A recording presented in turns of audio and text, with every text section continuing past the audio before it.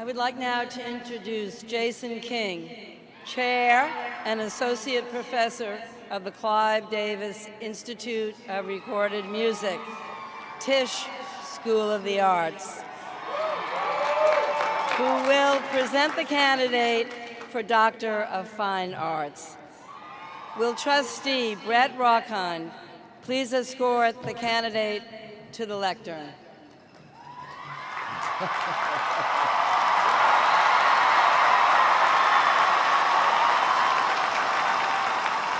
Taylor Swift,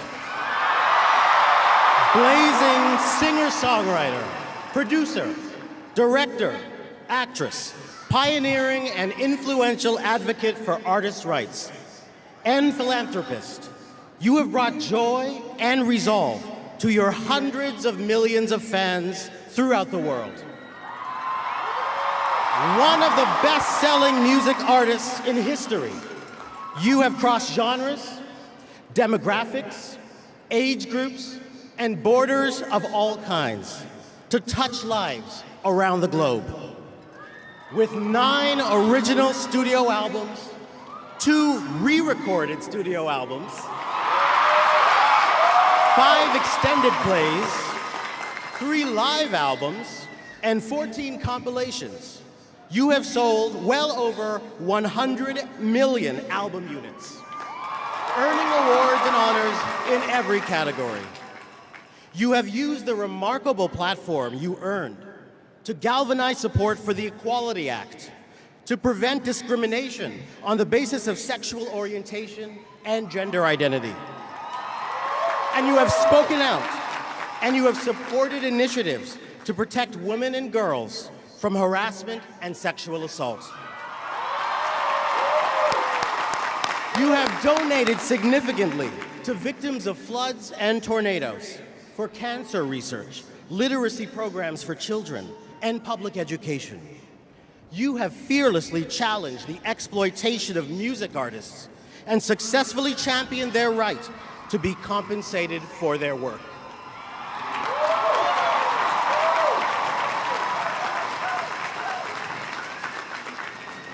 Taylor Swift.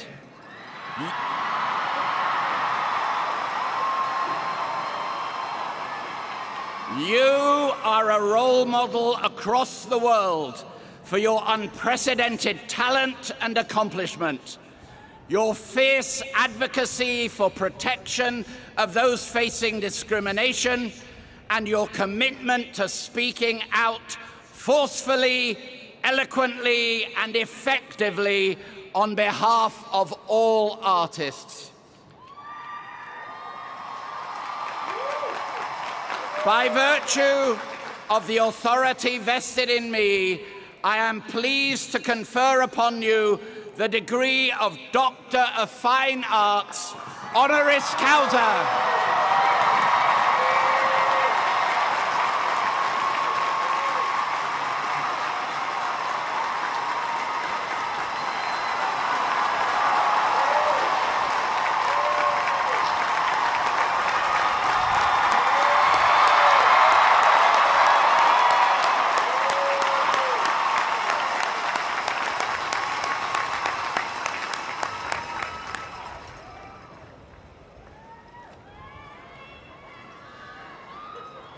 I am now pleased to introduce Taylor Swift, who will respond on behalf of the honorary degree recipients.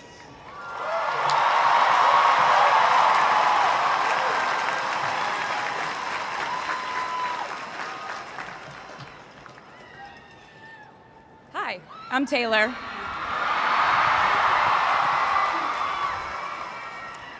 Last time I was in a stadium this size, I was dancing in heels and wearing a glittery leotard. This outfit is much more comfortable. I would like to say a huge thank you to NYU's Chairman of the Board of Trustees, Bill Berkeley, and all the trustees and members of the board, NYU's President Andrew Hamilton, Provost Catherine Fleming, and the faculty and alumni here today, who have made this day possible. I feel so proud to share this day with my fellow honorees, Susan Hockfield and Felix Matos Rodriguez, who humble me with the ways they improve our world with their work.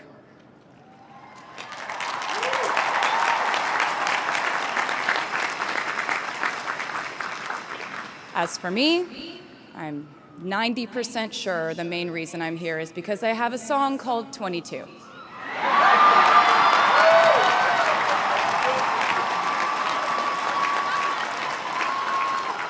And let me just say, I am elated to be here with you today as we celebrate and graduate New York University's class of 2022.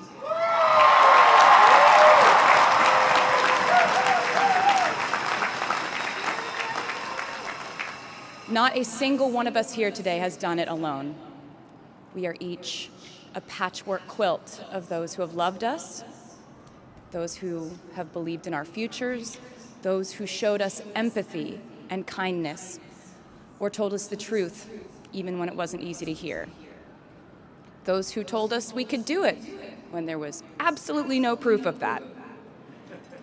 Someone read stories to you and taught you to dream and offered up some moral code of right and wrong for you to try and live by. Someone tried their best to explain every concept in this insanely complex world to the child that was you as you asked a bazillion questions like, how does the moon work? And why can we eat salad but not grass? And maybe they didn't do it perfectly. No one ever can. Maybe they aren't with us anymore. In that case, I hope you'll remember them today. If they are in this stadium, I hope you'll find your own way to express your gratitude for all the steps and missteps that have led us to this common destination.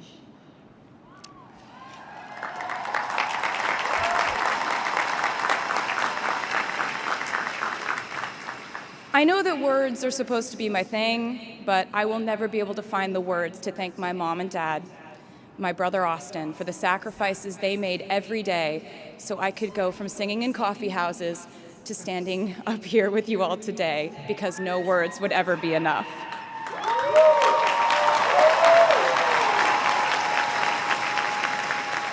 To all the incredible parents, family members, mentors, teachers, allies, friends, and loved ones here today who have supported these students in their pursuit of educational enrichment, let me say to you now, welcome to New York. It's been waiting for you.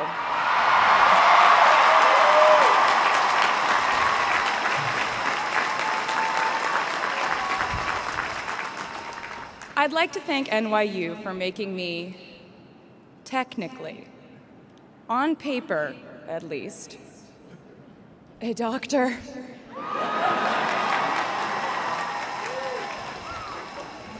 Not the type of doctor you would want around in case of an emergency.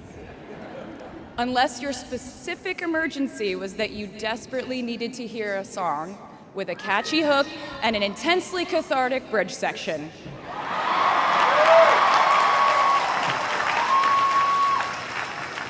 Or if your emergency was that you needed a person who can name over 50 breeds of cats in 1 minute. I never got to have a normal college experience, per se. I went to public high school until 10th grade, and then finished my education doing homeschool work on the floors of airport terminals.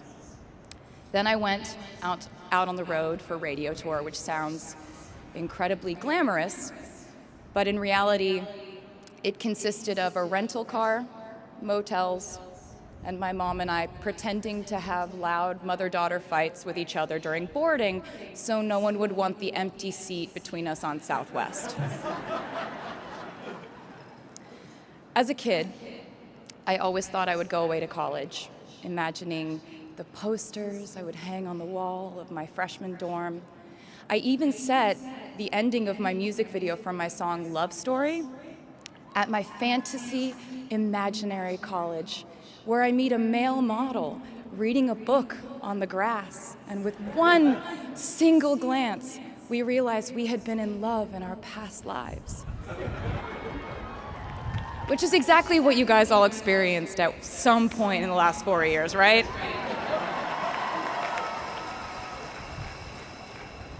But I really can't complain about not having a normal college experience to you, because you went to NYU during a global pandemic, being essentially locked into your dorms and having to do classes over Zoom. Everyone in college during normal times stresses about test scores. But on top of that, you also had to pass like 1,000 COVID tests. I imagine the idea of a normal college experience was all you wanted too. But in this case, you and I both learned that you don't always get all the things in the bag that you selected from the menu in the delivery service that is life. You get what you get. And as I would like to say to you wholeheartedly, you should be very proud of what you've done with it. Today, you leave New York University and then go out into the world searching what's next. And so will I.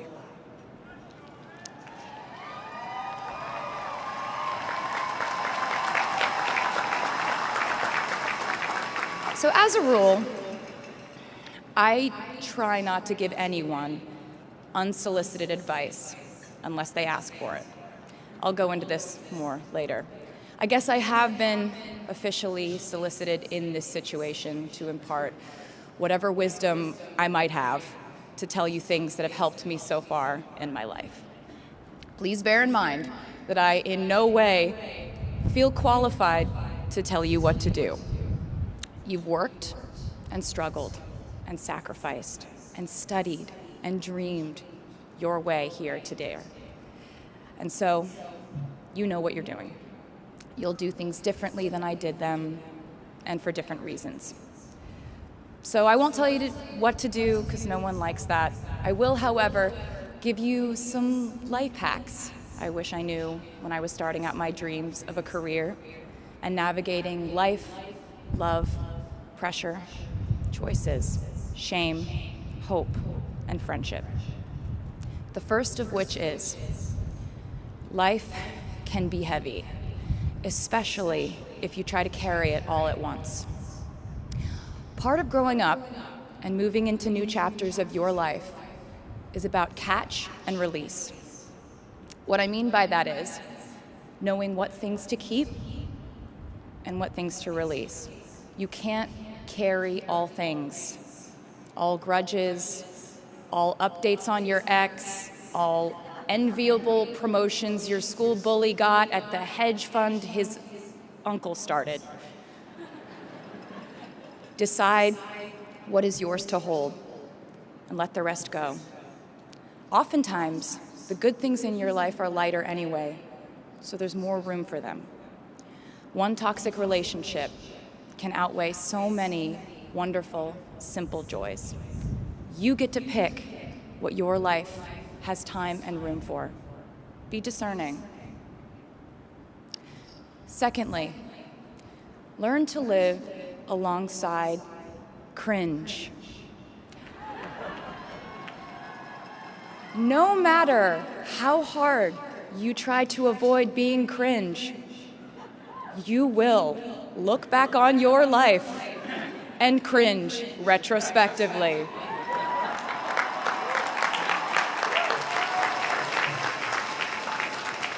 Cringe is unavoidable over a lifetime. Even the term cringe might someday be deemed cringe. I promise you, you're probably doing or wearing something right now that you will look back on later and find revolting and hilarious. You can't avoid it, so don't try to. For example, I had a phase where, for the entirety of 2012, I dressed like a 1950s housewife. But you know what? I was having fun. Trends and phases are fun. Looking back and laughing is fun. And while we're talking about things that make us squirm but really shouldn't, I'd like to say I'm a big advocate for not hiding your enthusiasm for things.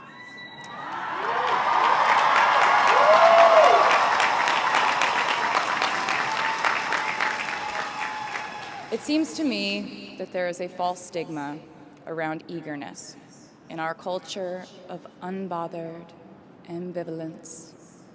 This outlook perpetuates the idea that it's not cool to want it, that people who don't try are fundamentally more chic than people who do. And I wouldn't know because I've been a lot of things, but I've never been an expert on chic, but I'm the one who's up here, so you have to listen to me when I say this. Never be ashamed of trying. Effortlessness is a myth.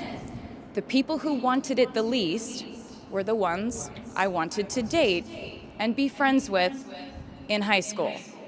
The people who want it the most are the people I now hire to work for my company.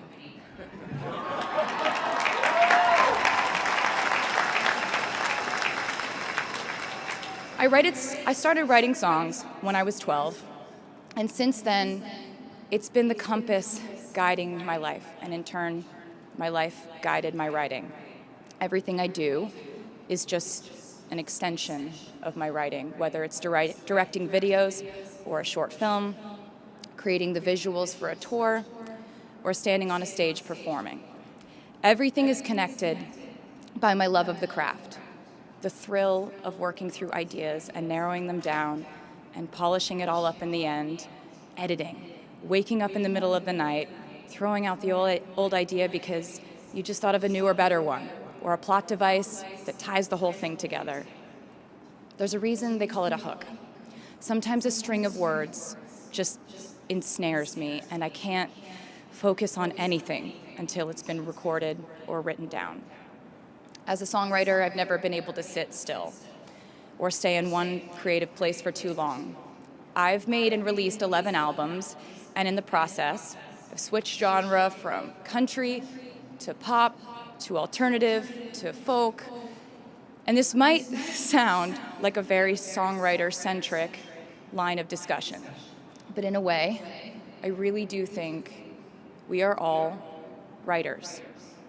And most of us write in a different voice for different situations.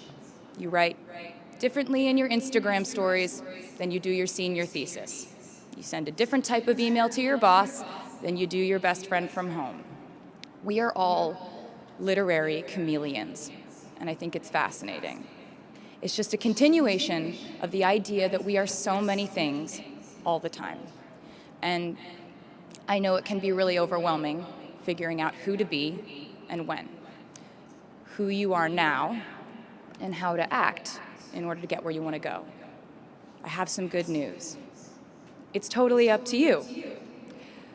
I have some terrifying news. It's totally up to you. I said to you earlier that I don't ever offer advice unless someone asks me for it, and now I'll tell you why. As a person who started my very public career at the age of 15, it came with a price. And that price was years of unsolicited advice. Being the youngest person in every room for over a decade meant that I was constantly being issued warnings from older members of the music industry, media, interviewers, executives, and this advice often presented itself as thinly veiled warnings. See, I was a teenager at a time when our society was absolutely obsessed with the idea of having perfect young female role models. It felt like every interview I did included slight barbs by the interviewer about me one day running off the rails. And that meant a different thing to every person who said it to me. So I became a young adult while being fed the message that if I didn't make any mistakes, all the children of America would grow up to be perfect angels. However, if I did slip up, the entire earth would fall off its axis, and it would be entirely my fault, and I would go to pop star jail forever and ever. It was all centered around the idea that mistakes equal failure, and ultimately, the loss of any chance at a happy or rewarding life. This has not been my experience. My experience has been that my mistakes led to the best things in my life. And being embarrassed when you mess up, it's part of the human experience.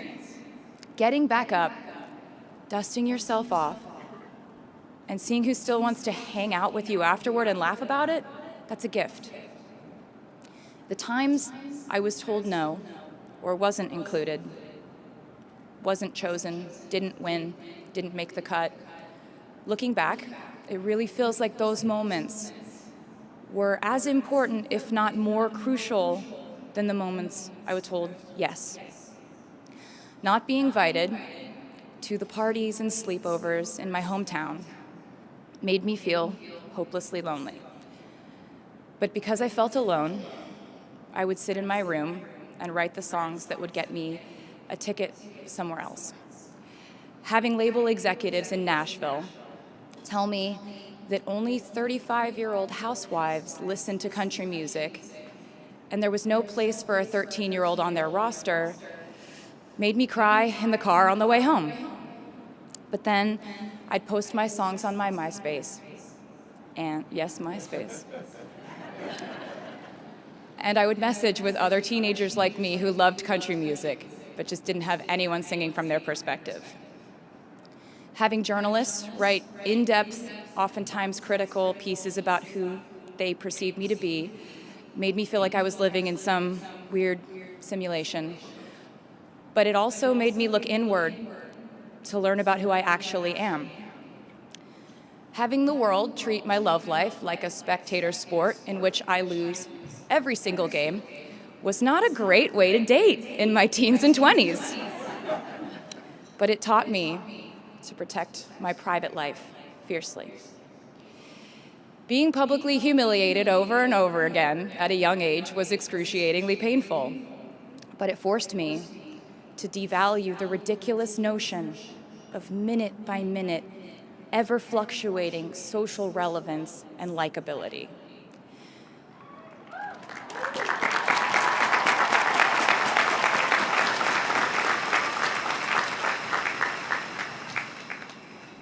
Getting canceled on the internet and nearly losing my career gave me an excellent knowledge of all the types of wine.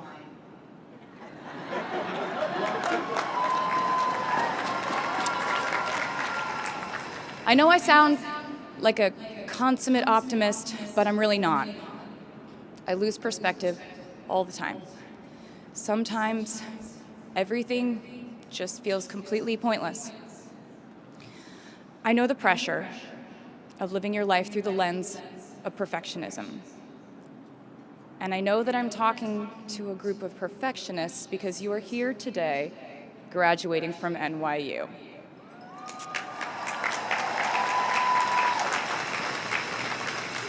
So this might be hard for you to hear.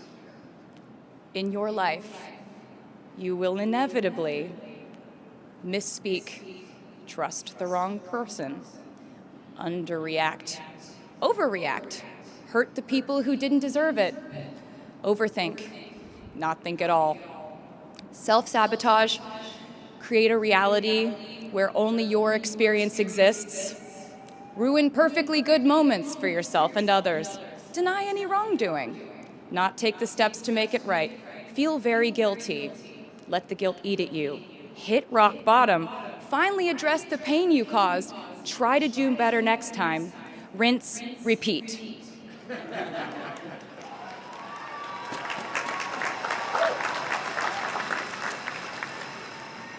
And I'm not gonna lie, these mistakes will cause you to lose things. I'm trying to tell you that losing things doesn't just mean losing.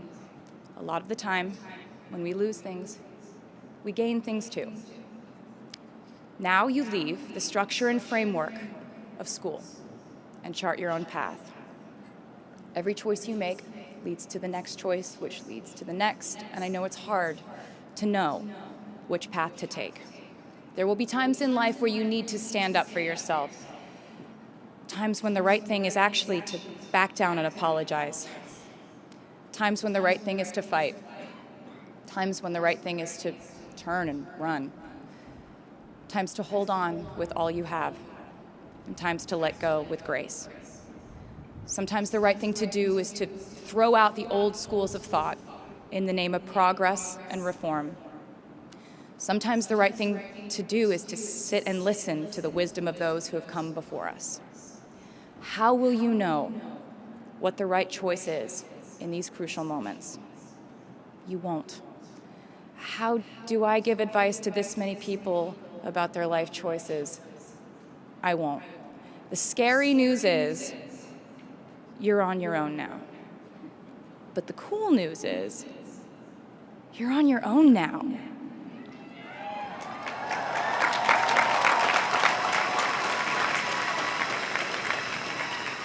I leave you with this.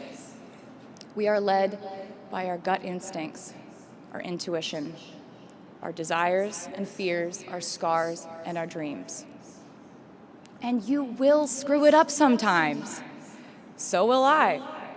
And when I do, you will most likely read about it on the internet. Anyway, hard things will happen to us. We will recover. We will learn from it. We will grow more resilient because of it. And as long as we are fortunate enough to be breathing, we will breathe in, breathe through, breathe deep, and breathe out. And I am a doctor now, so I know how breathing works. I hope you know how proud I am to share this day with you.